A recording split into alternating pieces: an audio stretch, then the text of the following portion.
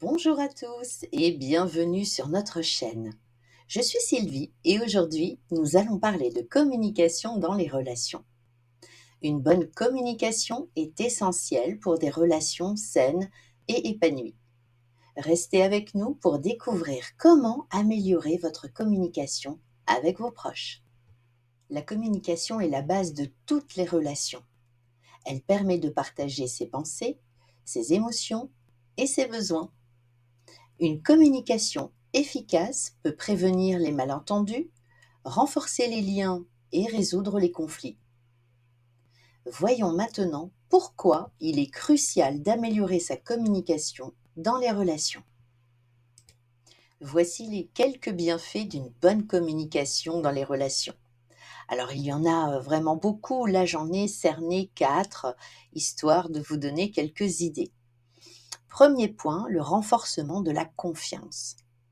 En effet, une communication ouverte et honnête renforce la confiance entre les personnes. En partageant vos pensées et vos sentiments, vous créez un environnement de confiance et de sécurité dans la relation. Imaginez une personne partageant ouvertement ses sentiments avec un ami. Deuxième point, la résolution efficace des conflits.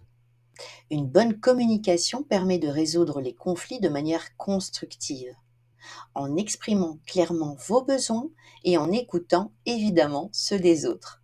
Vous pouvez trouver des solutions mutuellement satisfaisantes.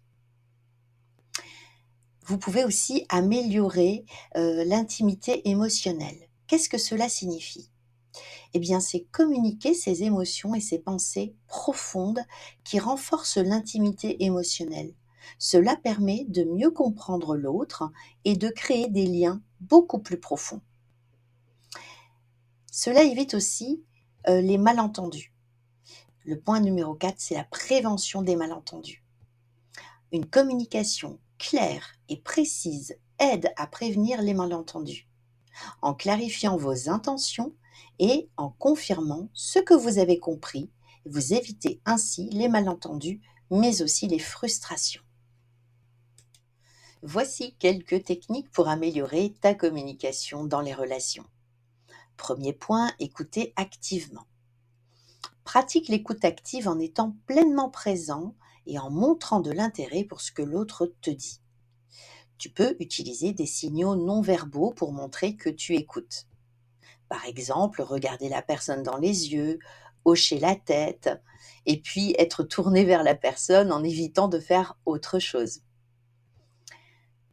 Je t'invite aussi à exprimer tes émotions.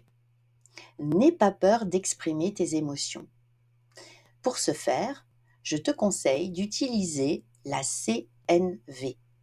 Il s'agit de mettre le J-E, en premier dans la phrase pour parler de tes sentiments, plutôt que d'utiliser le tu qui donne, lui, par contre, l'impression de juger, voire d'agresser l'autre personne. Sur la CNV, c'est un sujet tellement important que je pense faire une vidéo intégralement sur ce sujet. Alors, je te donne un exemple d'usage du je en CNV pour exprimer tes émotions.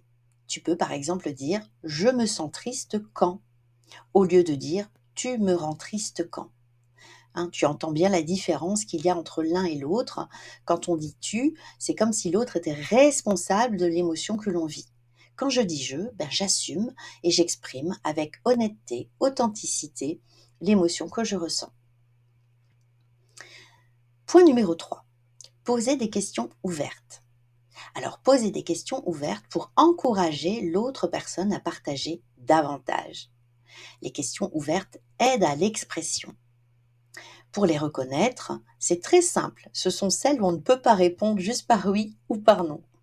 Mais au contraire, ce sont celles qui amènent la personne à s'exprimer, à développer sa pensée si elle le souhaite, bien sûr. Je te donne des exemples de questions ouvertes. Comment te sens-tu à propos de cela? Que peux-tu me dire là-dessus? Que penses-tu de cela? Etc., etc. Je t'encourage aussi fortement à utiliser la reformulation. Reformuler ce que l'autre a dit pour montrer que tu as bien compris. Pour introduire la reformulation, tu peux utiliser ces formules. Si je comprends bien, tu dis que, en résumé, etc., etc.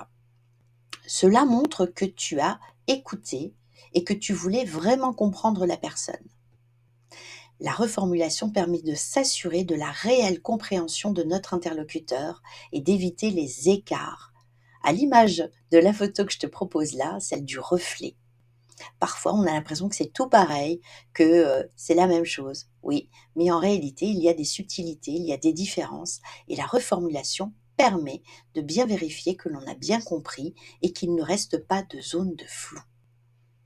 Améliorer ta communication peut transformer tes relations en renforçant la confiance, en résolvant les conflits et en créant des liens plus profonds. Essaye ces techniques et vois comment elles peuvent améliorer tes interactions avec les autres.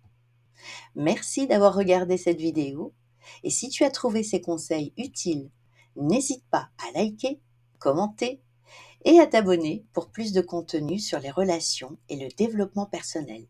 À très bientôt pour une nouvelle vidéo.